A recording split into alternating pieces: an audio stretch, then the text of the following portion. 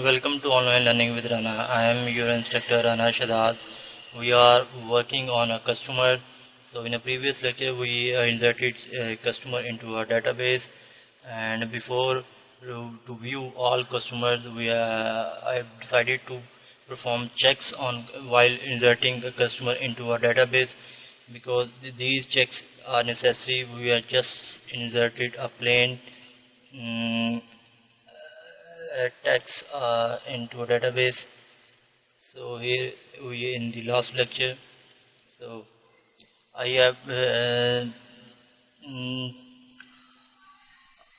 did some checks in a controller before to view the actual code. Let's do something to insert a new customer. Before that I have inserted my customer, just like my name, myself, Rana Shahzad, email address, and that's. And when you insert on, so, and it's Pakistan, Lahore, phone number, address, and when you choose your image 5, okay. While I am inserted the same record that we have in a database, already in a database, so I have a check on username and email, so it will prompt some warnings. When I click on save, so it says username is already taken, please use another one. So this is a security check that I have did in a controller. So let's have a look of on actual checks that we have performed in a database, in a controller. It's very simple. I will explain step by step, so you can easily grab what I have did in this code. So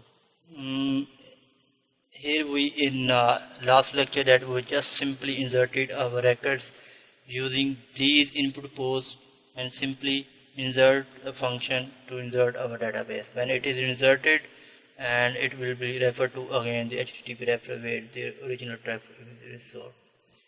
So what I did, I just take all the, let's start from here. So all the values that we have used method post. This is the method post. I take all the, because $_post is a global array. So I just simply use the array global post and kept in a variable a row. So the global array in a single row variable. So I will use it same like that when row variable and its string in array, that is a customer name. So it's just equal to like the same one that previous one. That this is the simple way. This input post stage name that we used. So I have set in a global array and is kept in a variable row, and a row I call it just the field name, and it will set to a customer name. So very simple. In the same way, row email and row password, and I will explain MD5 here right now in a later. Country and the country, city and the city is simple, nothing fancy, very simple. Files and all the files. So when I receive all the array in a kept in a variable array, I perform a simple check user. If the user in a database, so it prompt you user is already taken, please choose another one. If the email is already taken, if the email already in a database, it will prompt you the email is already taken, choose another one. So these are the two simple checks that I have performed before inserting my data into a database. So let's explain these two functions, check user and check email. So simply the data is in a global array is in a simple row variable and a row variable. So when this row cname is equal to 1, check, we use the function check username. So here it is a check username. This CNAME variable will map to this field 1. This field row C email or C name. So this will map to this CNAME row C underscore name. This will map to this variable CNAME. So this is a simple check. If the username that is we are getting from a form, so check make function check username. So I call my database this common model query. I query the database query, select all from customer tables, select all from customer table where customer name is equal to this CNAME. This one it is the same this one CNAME, and this is mapped to this CNAME that is we are accessing from database. From form. It's a email. This one it will map to it. So very simple. When the username that we are getting by method of post from user form and the database name, when these two fields are equal, so when there is a username that we are accessing is the same one, then both fields are equal, then we have a check if that query variable, this query number is greater than 0. If there is a row, if username is matched, then there will be definitely a row. If row greater than 0, it will return, this query will return or just single row 1 or 0. If the username match, definitely there will be a record of row 1. If the username doesn't match, then there is no row, so the query contains the value 0. So this query variable contain now value 1 if suppose the username is exists in a database. If it's 1, that query will perform if query number is greater than 0. If there is a record in a database that is 1, so return true. True or false, true return 1 and false means 0 and true means 1. So it will return true if there is a record 1 that will be greater than 0. So we have in now 1 that will be returned this function 1. So when the 1 is returned, we come back into a now check. Now we have the check. If this check username, I have called the function check username and I ask it. So when username row CNAME is equal to 1. So this CNAME I already told you that it will map to this CNAME. So when it return this function return 1. So we have a value of 1 here. So 1 equal to 1. 1 comparison operator equal 1. So it's match. So 1 equal to 1. It means there is a user already in a database. So just simply prompt a warning message in a already we have doing it many in lectures. Session set flash data. We flash the data that username is already taken. So please choose another one. When first check is done, if there is a username, so the user will be redirected to the same page HTTP referrer. In the same way like that we have referred back to that page. This username is already taken, so choose another one. So suppose if there is no user in a database, so when there is no user in a database, this check user function will perform, and when it's map this CNAME to this customer name, when there is a record 0, there is no record in a database, so this user, there is no user in a database, it will return a 0 record. The query will contain the result 0. So 0 greater than 0, our function our condition is false. So 0 not greater than 0, so return true. So it will return true. It will return true means it will return the 0 that it's getting from this one. So we have a 0 now. So when 0 is matched, 0 is equal to 1 now. 0 is not equal to 1. So this check will be bypassed and it will enter to a second check. We have in the second check in else. So if this is 0 and it will pass to the next else. So this condition is become false. When it false, we have an else. We enter into else function, else condition, and when we in else condition, the second check email. Now we will check email. The first condition is passed, that is 0, and now we in the second condition that we will check email. We call this check email function when see email, when we receive from email from form, if is equal to 1. So now come to the email function, check email. Definitely this email variable will map to this field that we have in the email, see email. So if the email, again the query your data, your table customer, where customer email is equal to email, if this database email match to this email, so there will be a record of 1, and 1 greater than 0 is true, and true it will return true 1. So here we have received a return 1, that value is 1. When it comes to the second check in else, 1 is equal to 1, so the condition is true, and now we flash the data that email is already taken, please use another one. And now suppose the second case, if the email doesn't match in a database, when we check check function email, so we check in a database, this email doesn't match this database email, this email doesn't match this customer email that is in the database, so there is a record of 0. So when we use another condition, if 0 greater than 0, not condition become false and it will return true, and in a true the value will be a 0, so it will return the 0 value. So don't be confused of true or false, whether it will become, because it reverse. So reverse on the base of this condition. If it return 1, then it will return true 1. If it return false 0, it will return 0.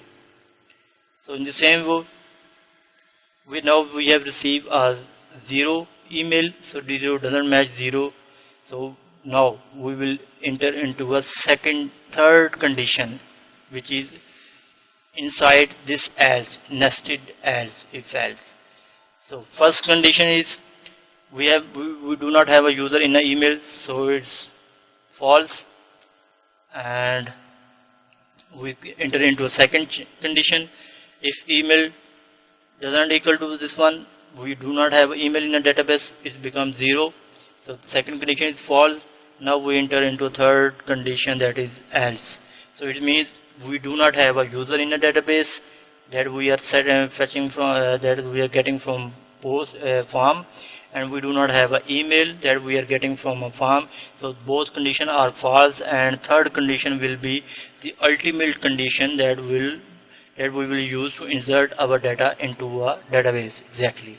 And this one is the same that we have already in the previous lecture. So this will upload your file, image file, into your required directory, which is a customer, and the allow type, that is a GIF, PNG, JPG and JPEG, and we call the library upload, and the config variable manual configuration that we have did. So because this function takes two value, a string and a variable, that a manual setting that we are. So we do upload, call a function, do upload, and the file will be uploaded. And simply I received the $_post global array kept into a variable. So through variable I call the exact name, scene name, customer name that we have in the insert form, that scene name. So in the same way email, and we will kept in a data array exactly that we have did in a previous lecture. So and the password field we have set into a customer password. So before inserting my password into a database, I have encrypted my password through a MD5, which is a PHP function, a built-in function PHP that encrypt your rich text into encryption. So the encryption method that we have used may be a 1 to 8 bit encryption or you can Google it what MD5 function is using encryption in PHP. So it will be set on that variable.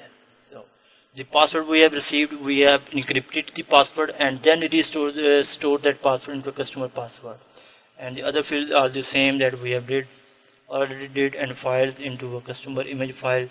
And after that, when we have in a data array, we have just simple insert into a customer that data that we have in a data array, and simply give a prompt message customer is added.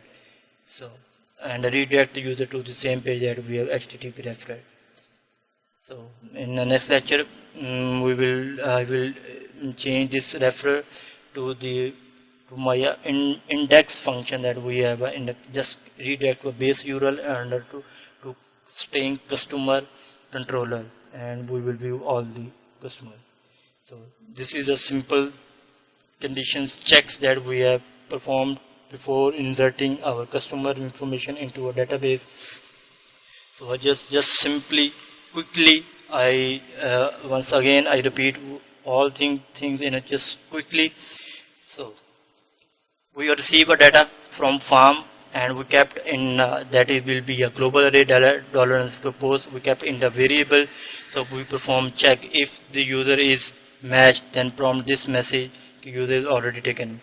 And this check user is a function that we have created. This user check user function here, when the customer name is matched to the database name, then it will prompt you true, or else if it is not. Sorry, I did a mistake while telling this. I think let's have it once again. When user doesn't match, this condition become false and control shifted to the next one. Exactly. Yes, because it will return true of 1 if it's there is a record. If there is a record and we have a 1 and 1 is greater than 0, so condition is true and it will return 1. And suppose if the condition doesn't match, if we received from username that we have received, if the username doesn't match in a database, so this condition become false and control shifted to else condition. In else we have written false, we have written just 0.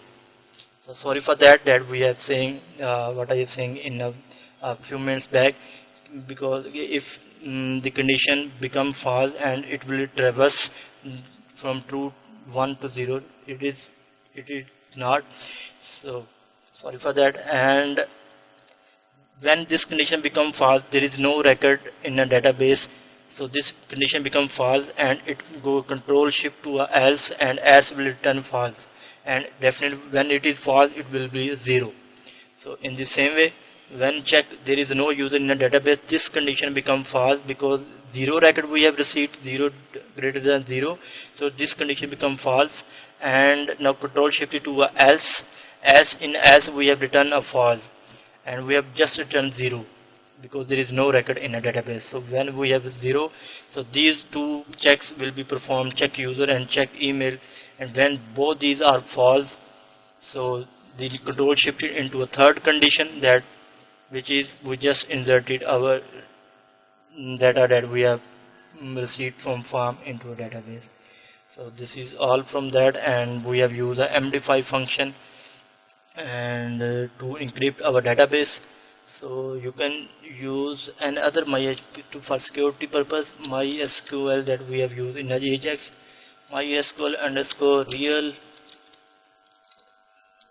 escape and string, and kept in a function and in the same way. So why it's prompting us, sorry, it's a 0. Save it. You can use this function in a country, city, and contact address. So in email, password is already encrypted, so just copy it. Because these functions protect your database from any intrusion that a user can do a farm. Because when we received values from farm, there is always a risk to damage our database.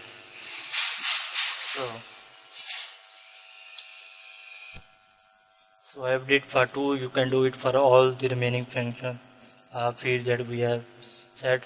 So viewers, I will see you in the next lecture, and I will do some checks to originally check that we have performed.